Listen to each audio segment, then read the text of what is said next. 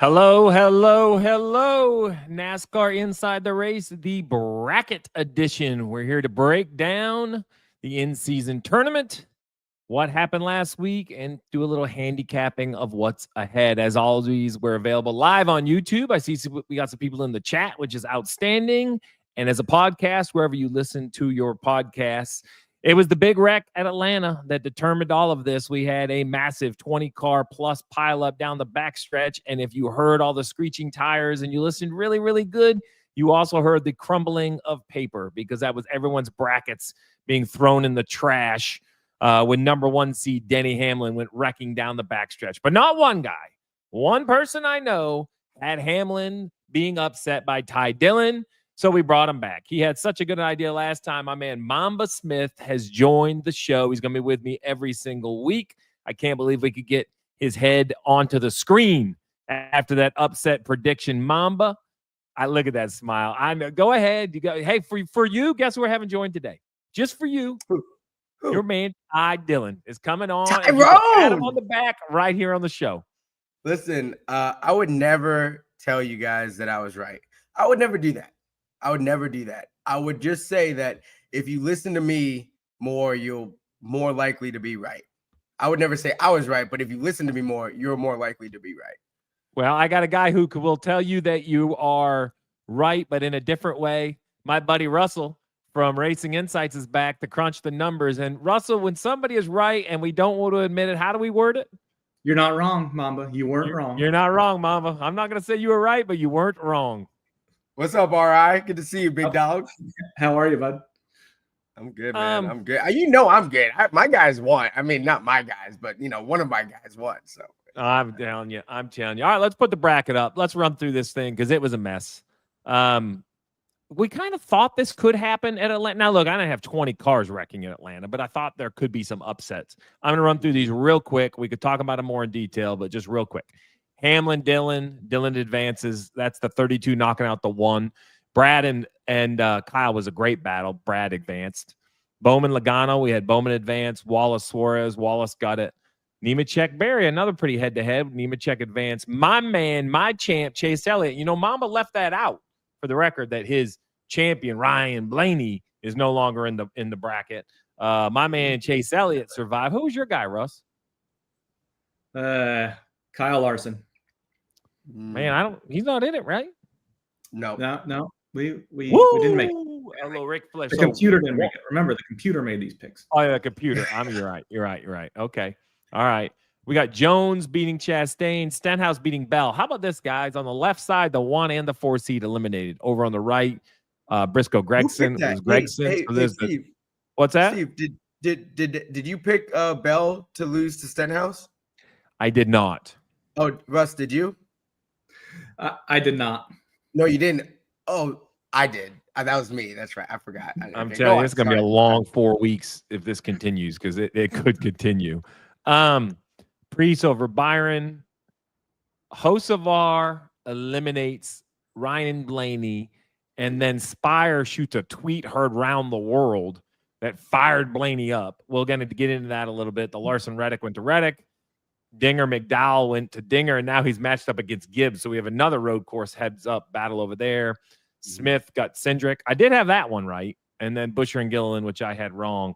Where do you want to start? Let's look back in the rearview mirror, Russ. Is there any specific one that you loved that you think we need to relive? Well, I think the McDowell-Allmendinger one came down to the wire. And I also like what's the other one we had? The Kyle Busch and Keselowski ones were the other ones that I liked, really. Well, I tell you, somebody said this, and I believe this. Kez, he got passed going into 1 on the last lap. If he blocks the 9 and wrecks, I think Busch advances because I don't think the Kez makes it. That's a good call. I mean, honestly, the way that race ended, outside of the bracket, it came down to having a teammate. Honestly, like if Alex Bowman isn't there, Chase Elliott does not win that race. So that was huge. You were on the Altcast, Mamba. Yeah. Did we use the predictor? Was that on the Altcast? The percentages, Russ? Did you throw that baby up there? I think they were. Could have been. Yeah. I'm 99%.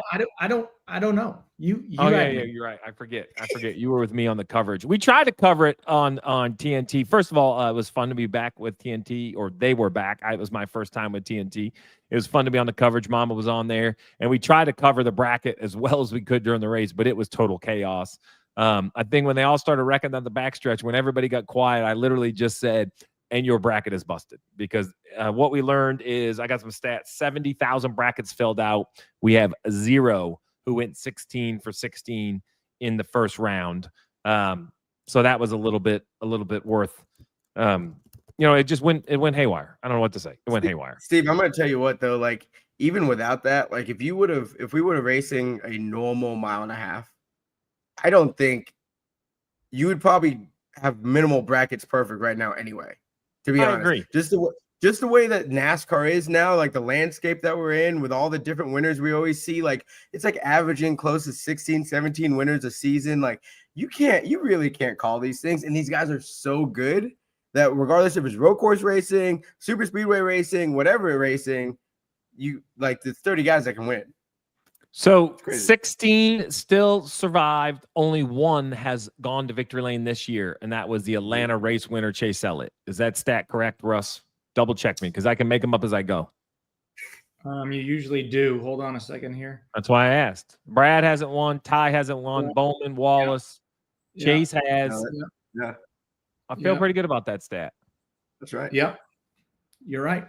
Well, then let's jump right in. Let's start there. Let's start. Who do we want to start with? Shall we start Reddick Hocevar? Let's jump into Reddick Hocevar.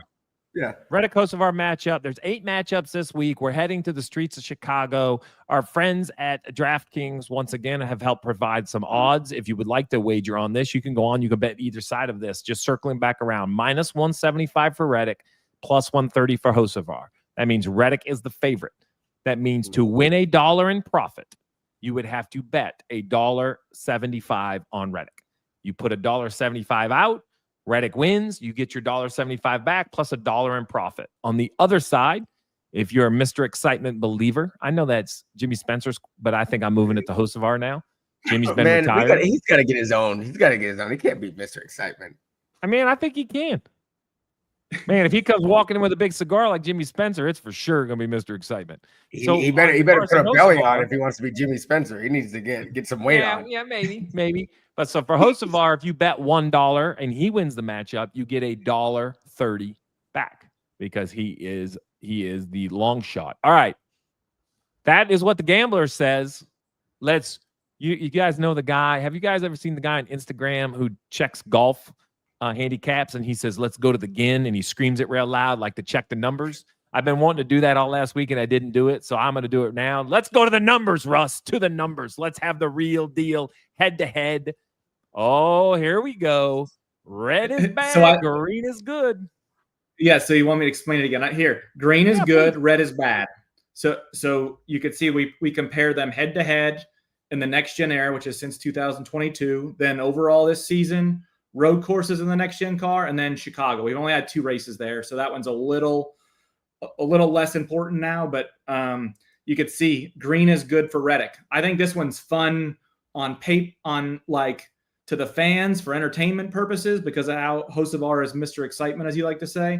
But when it comes to road courses and Reddick, I think this is as slam dunk as you get on the board here. So just to be a contrarian, I agree, first of all, with your assessment. And I think that the odds are correct. I think Reddick is the favorite. Just because everybody likes a little bit of an argument. If I looked at, say, the last 10 races this year, do you feel they're pretty even up? Hocevar and Reddick, Russ? You follow what I mean? Like, follow me, Mamba. Walk, because I know I threw a curveball. Russell hates this because now he's in his computer. You're going to hear the keys tapping. I didn't give him prep. I'm okay. The last 10, it's 6-4 Reddick. So it's a little more even. It's definitely more even. So the thing about it for me, when I look at this matchup, is Reddick just hasn't caught fire yet. Like, they have not had raw speed yet. And the 77 has had raw speed a lot. But I think, Tyler's been good here before. He's kind of given up one here before. So I think it's it's a Reddick race. Like, it's Reddick's to lose, to be honest.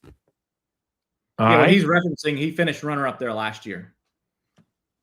Once again, if you're hanging out, keep hanging out because we got our friend Ty Dillon joining. That's why I'm saving his matchup. We're going to talk about him after he joins. We don't do it ahead of time. We don't give him any sort of ammunition for him to make fun of us. All right, we all agree. Reddick is green, host of VAR. Those numbers, I think. Look, if you're going to use any sort of stat, I think you have to be on Reddick advancing. Let's move on. I like Bowman Bubba. Can we go to Bowman Bubba? I know this is out of order. I know you guys don't like to go out of order. Let's talk Bowman Bubba. In round one, Bowman passed Logano. Bubba passed Suarez, who was in the news today. He won't be back at 2311. Excuse me. We won't be back at Trackhouse next year. There you go. I had Bubba on the mind. Suarez won't be back. So here's what we have. Bowman and Bubba head to head. This is a dogfight. Let's see. They think Bowman is the heavy favorite. Man, I just don't know about this one. A huge favorite by DraftKings for Alex Bowman. Gosh. Yeah, but when you dig a little deeper, Bowman won here last year. He's finished top 10 Say it again. No, one more time. What happened last year? Some didn't believe that he could win last year. Let's put it that way. And he did. A rain-shortened race. It was dark. That is true. Come on, Bubba. Come on. But he finished top 10 in 6 of the last 10 road course races. Bubba hasn't had a top 10 on the road courses in the last 13. I think you have to weigh more road courses when you look at this matchup than some of these like overall season. I know that's close there, but I think when you really look at it, Bowman is the obvious favorite here. Bowman would be the obvious favorite here, and I actually had them both in my bracket advancing, so I have this matchup in my bracket, and I went Bubba Wallace because he has started to figure out the road course racing. He is way better than he used to be, especially since 2022. And I think that he has some speed. And these two locked horns at this racetrack, like Bubba and Bowman won. I forgot about that. Wait. What happened? Yeah. Bring me back. What happened? Something went down. Yeah, Bowman Bubba on lap 25. And then they're on the same strategy.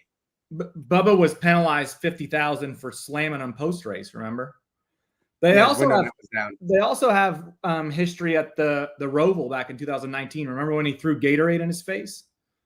Oh, that was if Bubba can go all the way, he'll only make $950,000 because he had to pay $50,000 last year. But he'll be all right. That was pretty good.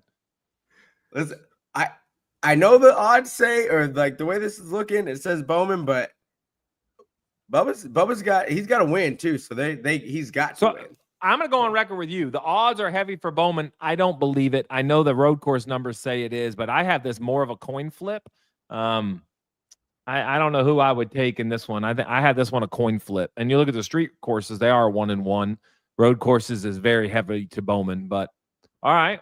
Let's one more thing, Steve. Yeah, one more thing. Don't forget that Bowman is still recovering. Like he's physically still banged up from that wreck a few weeks ago. Now we've had 2 road courses in like a 3-week period, and so he's it takes a toll on your body. So look at this Racing Insight. Oh, you can put it back up there. Racing Insights basically wants to prove that me and Mamba don't have any idea what we're talking about when he says the 13 head-to-head wins on road courses against walls are the most of any matchup. There you go. Well, sounds to me like Racing Insights been sending their stats to our friends at DraftKings because they slid the odds. The odds look a whole lot like those stats right there. Let's jump in another one. We got 8 to go through. No tie yet, right, D-Lo? I see you down there. No tie yet, which is great. I appreciate him calling in. It's going to be awesome to talk to Ty. Oh, he is here. Here's the man himself. I'm here. Ty, let me tell you, buddy. I'm going to let Mamba give you the whole spiel, but let me applaud you because you took the moment. You leaned into the moment. You eliminated the number 1 seed. And then you delivered the line to Mamba in the interview, which is, I beat your favorite driver. I even heard Denny on his podcast, and I applaud Denny because he was like, you know what? I deserved it. It was fair, and it was coming. So bravo. Very well done. Ty, you got us? I don't know. He might have just dropped him. Listen, I give him his accolades and he hangs up. Just needs a walk-off. I know. I know. I don't know why he took it and then he just left. And I'm gonna say what I'm gonna say until he comes back because he will be back. But Steve, what matchup were we about to work on here? Well, hold on. If we get Ty coming back, I don't want to. Let's see here. Let's talk about let's set the table. We don't have to bring up the numbers yet, but it's Brad K versus Ty Dillon. That's who Ty now has in round 2. Don't bring the odds up, but bring up the matchup head-to-heads. Can you bring the heads-to-heads up before Ty gets on here? Let's see what it looks like. So I know what kind of interview we have to have with Brad or Ty. Oh, boy. This is a landslide one way. Brad Keselowski, big lead in all. I will say road courses 12-2, but the street course is just 1-0. There's not a number for Ty, but I'm going to tell you there wasn't a number for Ty over Denny Hamlin. And he was the Denny Hamlin, he took down the number 1 seed. So, Hey, remember, he was really fast at Mexico, though. He was very fast. Drove to the front a couple times. Yes. Momentum is a real thing, boys. Momentum is a real thing. And my boy has some confidence. There he is. Are you back now for good? Oof. Come on, man. We're going to have to get you some Wi-Fi up there and welcome. I don't know, man. I'm upset. I know. This is like, well, let's keep going. Bring the odds up. Ty Dillon, Brad Keselowski. I think this is a closer head-to-head than the numbers say. Apparently, I wasn't giving Brad his flowers, but what's DraftKings say? Well, let's be fair, too. Ty isn't known for his road course prowess, so he's probably been getting better at it, and I think Brad has probably slid the other way. So I think it's probably closer now than what the numbers suggest. I agree. I love this stat. 11 top 10s, but none in the last 17 starts. I think momentum is real. I thought Ty was really good down in Mexico City. So I think this is more of a coin flip than the odds have it. And remember who Ty's teammate is too, Allmendinger. So does that help him at all? You mean the winningest road course racer in NASCAR history? Yeah, that probably would help a little bit. I don't hate it. What? Russ gave me a look. Steve. I was just checking on him. He don't like it when you use stats that he didn't bring to the table. Well, no, Stevie would give me a hard time for using Xfinity stats. So, well, it is what it is. A win's a win, baby. A win's a win. All right. So the Ty Dillon Brad heads up goes to Brad with the numbers. The odds agree. I'm going through the ones I've talked about here because I don't want to double up. No, you're. How about last week's winner? My bracket winner. I know he hasn't won in the next gen car at the road courses, but he's better than everybody wants to give him credit for. He's got a lot of top 5s, but I will say John Hunter Nemechek, maybe not as hot a hand as Chase Elliott, but John Hunter Nemechek has a hot hand over at Legacy as of recent races. This has got to be the most tipped odds of every matchup we have. Now, remind you, minus 280. Some of that's the number, but some of that's the popularity. They also have to keep those odds a little bit longer because, they don't want to everybody who cheers on Chase is going to bet on Chase. So minus 280, that means you have to bet $2.80 to win $1 in profit. For John Hunter, if you think the upset's coming, you bet $1, you make almost $2 in profit. Let's go to the numbers, Russ. The numbers are pretty lopsided here. Lots of green. The only thing I would say, though, for Nemechek is he's finished 6th at Mexico City. So he's getting better. That yellow, though. Hold on. He did catch that yellow in Mexico City. Chase Elliott was on the wrong side of the yellow and drove past him. Did he finish 6th at Mexico City? He did. 3 spots. Is that not a part of the race? Okay. I didn't say he was going to beat him. I'm just trying to give him a little bit of help here. Okay. Glass half full, Russ. Go ahead. Yeah. Then Nemechek finished 2nd in that series Mamba likes last year at Chicago, Xfinity. And then he was running top 15 in the Cup race when he hit the tires. So I don't think this is like a knockout victory. I think it's definitely Chase Elliott is by far the favorite. I'm not saying that, but I don't think it's as lopsided as we think when you look at how well Legacy. So I disagree. Look, our credibility, if we gave everybody flowers all the time, our credibility would go in the garbage. This is by no means a guarantee. That's why you have to run the race. But this is Chase Elliott. Oh, by the way, Chase Elliott. Oh, I no, think no Chase question. Elliott wins no this question. matchup. I think So this is many- the biggest one on the board. This is the hammer on the board, right? I agree. This is the hammer on the board. I think if you like, this is the one that if Chase Elliott has four wheels rolling in the right direction, I think he wins this matchup. Now, I think John Hunter makes Chase run well, to give flowers to John Hunter. Like, I don't think Chase is going to win this matchup with a 12th or a 13th. I just think Chase is going to run top 5, and I think that's enough. Yeah. I think Chase has the firepower to win this matchup. I think I think he's gonna have to, because, and here's the thing, right? So now that he has his win, I don't know where his playoff points are, but Allen Gustafson and them might decide we need more playoff point opportunities, and so the way it flips, because the 42 is going for a win, like so. So to your point, he could stay out. If he feels like he could win a stage, he would stay on the racetrack, which could hurt him. I think they probably will. All right. Well, let's stick in the legacy group. Eric Jones, RSJ. I can't wait to see what the odds are on this one. I'm trying to guess. This has got to be leaning a little to Jones. Oh, it's basically a coin flip. This one is probably the closest one on the board. No top 10 finishes in the last 14 road races for Jones. When is Stenhouse's last road course top 10? He finished 6th at the street course last year. Was that his last top 10 then? Probably. Stand by. I mean, the stats here pretty even. Last top 10. Wow, look at this. I'm telling you, this is the closest one on the board this week. Who do you think this challenge does more for, the 43 or the 47? Because that's also close. And I think that's an interesting part about this. And this is a typo on our graphic, because Eric Jones is minus and Ricky Stenhouse is also minus. They're both going to be minus 115. A heads up battle is minus 115. I could get in the whole reason why, but that's basically how casinos make money. You have to bet $1.15 to win $1 on either person.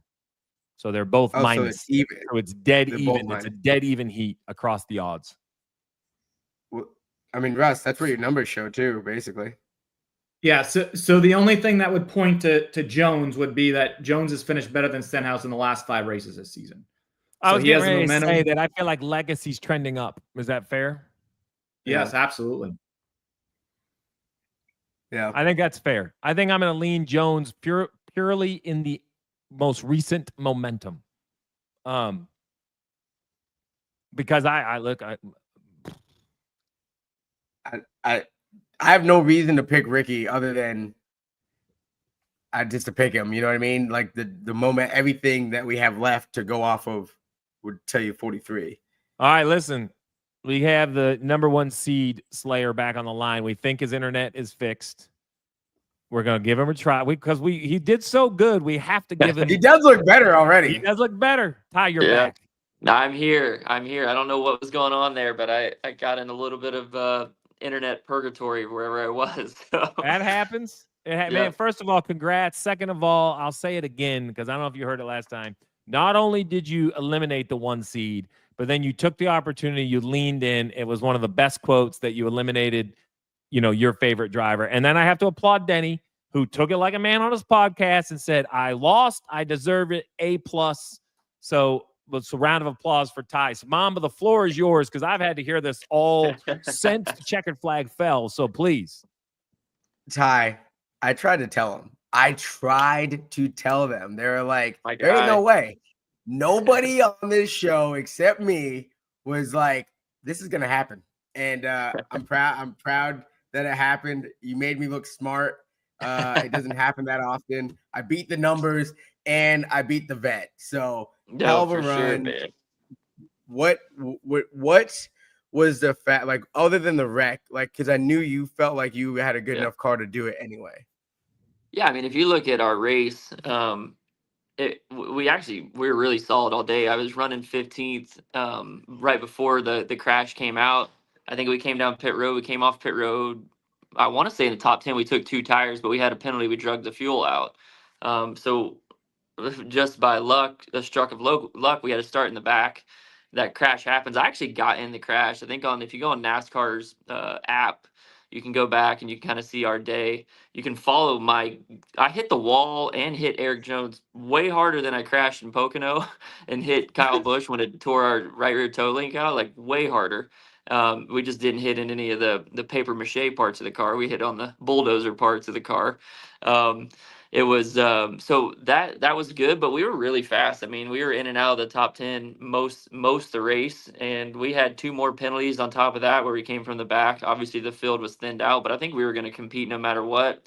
And I knew Atlanta was an opportunity to put some pressure on Denny. I had watched the race that morning, Saturday morning, and of last year, this race where they just kind of struggled, and you thought that they were kind of lagging back the whole race, but they never really got themselves in position. I think he might have got collected in that race. So I knew if we ran strong, we would put pressure on them. Obviously, they're a bit of an inevitable team. They're a great team. They're going to be the championship contender. But we can put pressure on them at a place like in Atlanta. And I think people forget too, Talladega, we were running fifth or seventh there on the white flag lap and run out of gas.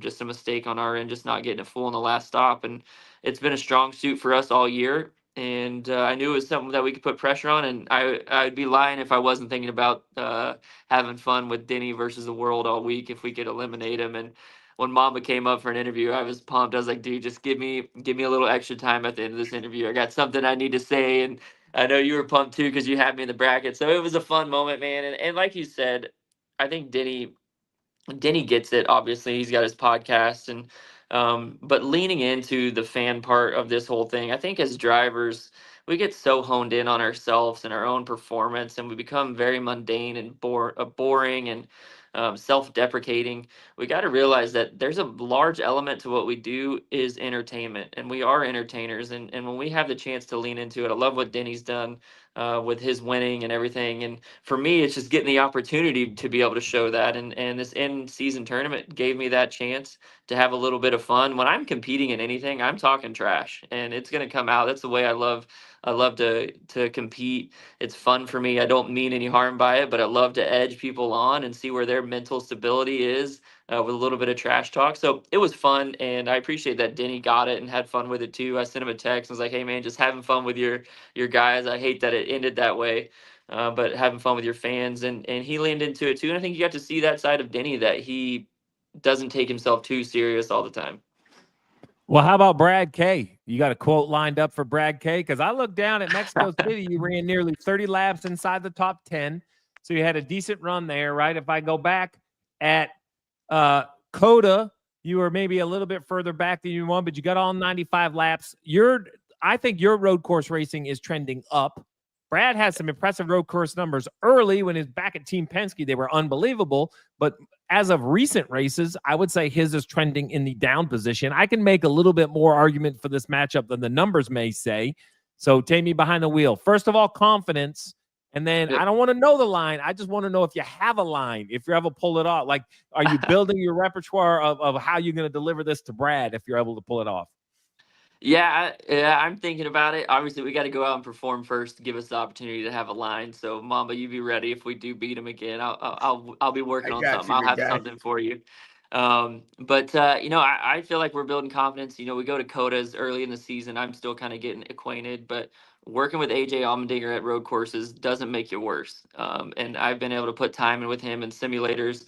And then our team at College Racing, we brought Will Brown on for this race, and just having that. I mean, he's a champion in the V8 supercars. He picked up right where SVG left off. He's going to be very strong. Just watching and learning from him. It's a whole different approach and style to road course racing, and I'm kind of reworking my brain. Actually, we've been on the simulator for the last couple of days, just working hard and trying to learn a little bit of different. I think a lot of people get caught up in the right foot braking that those guys do, but it's not just that. It's a whole technique and approach to racing at road courses that is different. So having him around has been special, and I'm putting in the time, and our team knows how to get it done. I think a lot of people discredit some of our running efforts because they're not used to seeing my name up front or running near the front at some of these races, which is okay. We got to stay up there and keep doing it, and we definitely got to get the results to back it up. But Mexico, a lot of people are like, you did so good in the rain, you did so good in the rain. And I feel like I'm one of the most comfortable drivers in the rain. It's somewhere I've always performed well, just have a natural comfort in the rain. But when it dried out, we were just as competitive and just as strong. And people, I don't think, realize that because they're not used to seeing that.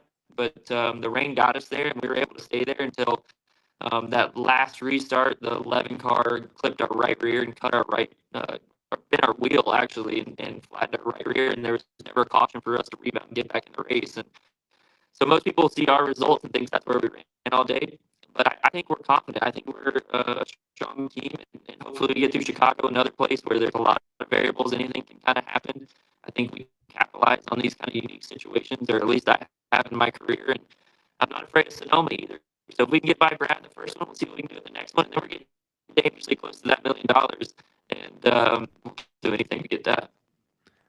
Well, you're going back into internet purgatory, so we're going to let you go because you're breaking up a little bit. But I'm going to let you know I was just on the TNT production call, and Dale Jr. said you were one of the shows at Mexico City both times you came through the field. So he's going to be watching you. Your fans are going to be watching you. And we're going to see, heads up, Brad Keselowski, Ty Dillon in the challenge, going to the streets of Chicago. Ty, congratulations on the only thing I didn't love about you advancing is you made Mamba right. That was the only negative of the whole thing, is you gave Mamba some ammunition. But appreciate you joining, bud. Keep that work up in simulator. We'll see you up in the streets of Chicago. All right. We got to get him to win $1 million to upgrade that internet, man. We got to go to some Xfinity as fast as Xfinity internet. We got to give my man some Xfinity internet. He needs some help. But Russ, the other thing that people probably don't remember about Ty is when he was on his way up, he was winning a lot. Like he won a lot of ARCA races. He won in the trucks. He won in the Xfinity. Like, he is a winner. And like when he got to Cup, the equipment he was driving was not. It wasn't capable equipment. So like a lot of his stats are very skewed, and this is probably the best stuff he's been in his whole career, like as far as Cup racing. Well, and how about he gets the numbers? Give me those Priest numbers, Russ. The Priest numbers? Come on, man. Priest and Noah Gragson. Well, there you see it. Green for Priest. I think this one, Priest has the total momentum here. He's finished better than Gragson in the last 8 races this season, which I think is the biggest one. And then he was really good at Mexico City too. Mm-hmm. He started on the outside front row, won stage 1. I think this one definitely leans towards Priest. I got no argument other than Gragson is maybe the hardest to predict week in and week out. You just don't know what you're going to get. And I'll admit, Priest, I just need to avoid the mistakes for Priest. It's as simple as that. I'll say it. Priest has a lot of speed, a lot of times, but there's been some errors, simple things, nothing major, but simple things. And at the streets, it's very hard to, to work your way through traffic. So it's going to be a hard one if you have an issue. And there are a lot of chances to have an issue there. Backwards pit road and all those different things. Mamba, do you have a smoking gun here? Or are you kind of going with the numbers? No, because realistically, I had Briscoe in this spot against Priest, and then Briscoe beating Priest is because Briscoe is pretty solid on these road courses in general. But Priest, he really surprised me in Mexico. So he was really competitive. He was fast. He had qualified really well. And then to your point, Gragson, you don't know what you're going to get, but like if you want entertainment, pull for Gragson because he'll give you he's going to be entertaining after. So if for the bracket's sake, you want Gragson in this thing for a long while. We're going to do Busch Smith next because I'm saving what I think is the heavyweight battle of the road courses. Okay. So let's go Buescher, Smith. Dale Jr. has, trust me, reminded us 1,000 times that he has Chris Buescher winning his. So he is very excited that Buescher advanced. He's very excited for his matchup against Zane Smith. Buescher, so I will say he was off the radar until Watkins Glen last year when he muscled it away from SVG to win at Watkins Glen. But his numbers at the road courses in this car are phenomenal. I think that we talked about the Chase Elliott one. I like Zane Smith. I think front row continues to run better. This is the slam dunk pick, I think, of the matchups, just because Chris Buescher is so consistent. Show me the numbers, Russ. Tell me I'm not wrong. Oh, you're not wrong, Stevie. But the only thing I'd say is that green down there for Smith. That's the only time he's ever beat Busher on a road course. Yeah, it gave me a little chicken skin when I saw that green. I wasn't expecting any green over there. It got me a little nervous. I kept, hey, for the record, next time I'm on a ramble like that, you could just be like, hey, hold on a second. Let me show you. I like help a brother out. I mean, man. I think Busher is probably one of the most underrated drivers in the field right now. I mean, he is going toe to toe with some of the best. It seems like he did with Larson at Kansas, like he did with SVG at Watkins Glen. Steve just said it. I have him going another round anyway, so I got him advancing on this one. It didn't matter who he was against. I had him advancing either way. How about this? Chris Buescher's 15 top 10s and 8.79 average finish leads all drivers. I'm just stealing that from Racing Insights in the chat. That's a heck of a stat. I love that. A heck of a stat. I love that. And how about That's this one? stat. Zane Smith, 2 career top 5s, came on the road course, Watkins Glen. Oh, by the way, that was a Busher win. So even when poor Zane Smith had a great day, Busher was still in front of him. So I'm sticking with Busher. I'm sticking with Busher here. All right. This right here is the tail of the tape. This is the one I've been waiting on because I have a race winner in this matchup right here. This is the breakout week, in my opinion, for this driver. Ty Gibbs, AJ Allmendinger. I think it is Ty Gibbs' race. I think Ty Gibbs wins on the streets of Chicago. He's so fast at the road courses. I know, look, it's a long shot win. There's SVGs, a lot of other guys, but Ty gets his pace is there. I like Ty Gibbs over AJ Allmendinger. DraftKings agrees. Gibbs is the favorite at -140. Look at his average finish, 6.0 at the street course. So Mamba, you heard him say about how exhausting Dale Jr. has been about Chris Buescher. My man Stevie has been this exhausting about Ty Gibbs winning this weekend. And it is pounding the Gibbs drum right here, like the Energizer Bunny. That's what it looks like right here. Boom, boom, boom. It's been exhausting. It's him and Harvick. So I got Harvick on the other side doing the same thing. So look, man. You're going up against AJ Allmendinger. You guys are really going to pull against AJ Allmendinger? Like, they have been not great. He's good. This is a good They spot. have not been, you're right. They haven't been great on the road courses here of late, but I don't expect that to continue. There's just no way. There's no way. Look at that. Better in both Chicago street courses. So Gibbs was runner-up last year in the Xfinity race and finished 3rd in the Cup race last year. Yeah. You're not wrong, Russ. That's what we'd say. You're not wrong. But these numbers say it's pretty much even. If you look at this, even than like, I don't know how much the rain has affected Allmendinger the last 2 years, but he has not run very well here. It's not. Man, I hope we get dry start to finish. This place. So look, I'm gonna get my soapbox for a minute. I didn't know what the streets were gonna race like. I went there year 1. I was totally wrong. There was way more passing than I ever thought, even in the dry. And as cool as you think it is on TV, it's cooler in person. Like you stand there and you're like, holy moly. Like here is Michigan. Here is Lakeshore. There is Lake Michigan. There are skyscrapers. Like it doesn't, like my brain cramps thinking about it. When you see 165, 170 miles an hour around city streets, the drivers lean into it. The sport leans into it. I don't know, man. It's just super awesome. We've been robbed of great weather. I think the racing's been fine because of the weather, but look, I love golf. I don't want to go sit in the rain. You know, like I think the fans have been robbed of just a beautiful Chicago day to come out to Grant Park and watch racing. I hope we get that. And these two, if they are near each other on TNT, we're going to zoom right in because this is stubborn against stubborn right here. And that's the nicest thing I can say about a race car driver. Neither of these two are given an inch. Hey, there's one thing about this. If the 54 does wreck the 16 or gets into him and, spins him out or anything, for $1 million, there will be fireworks because that guy in the 16, he is not afraid to throw down. I love it. I love it. Well, there's all 16 drivers, all 8 matchups. Let's go back to the bracket one more time. Pull the big bracket up just so we can show everybody where the paths are. Thank you very much.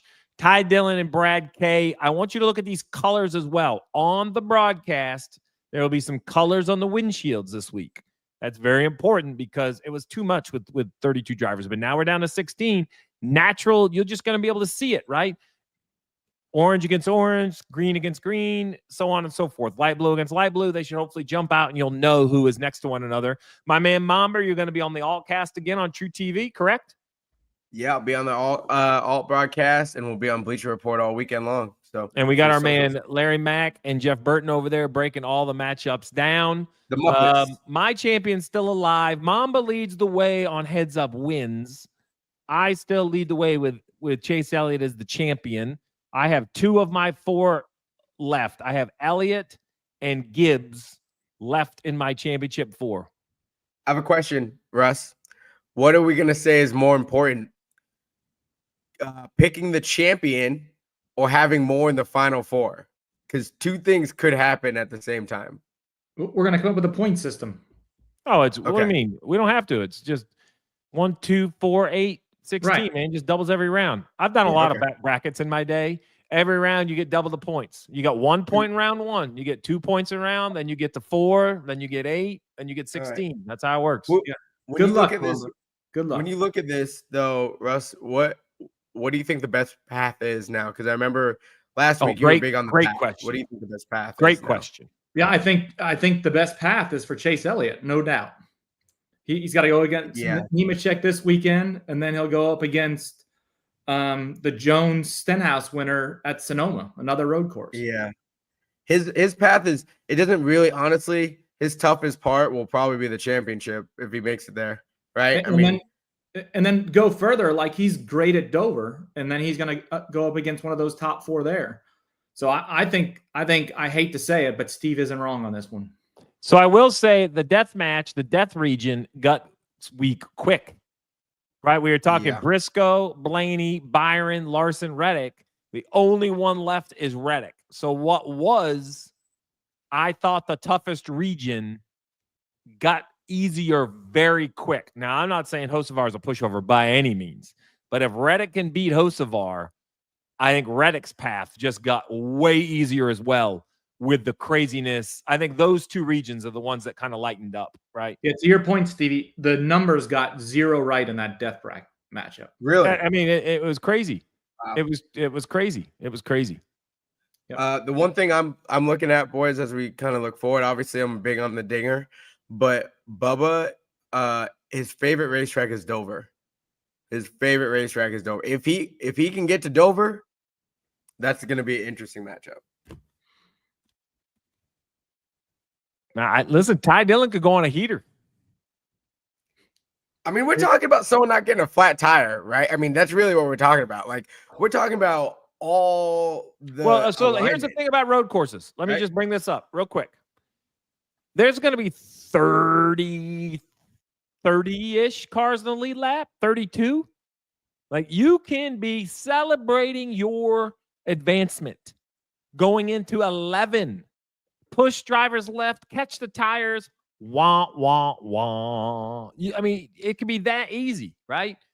Like we talked about the big wreck last week. I don't have the big wreck as much as you could get turned around off somebody's bumper in one corner and the whole day can go away. This isn't about points. So if you score stage points, that doesn't matter. This is about who crosses the finish line first at the end of the day.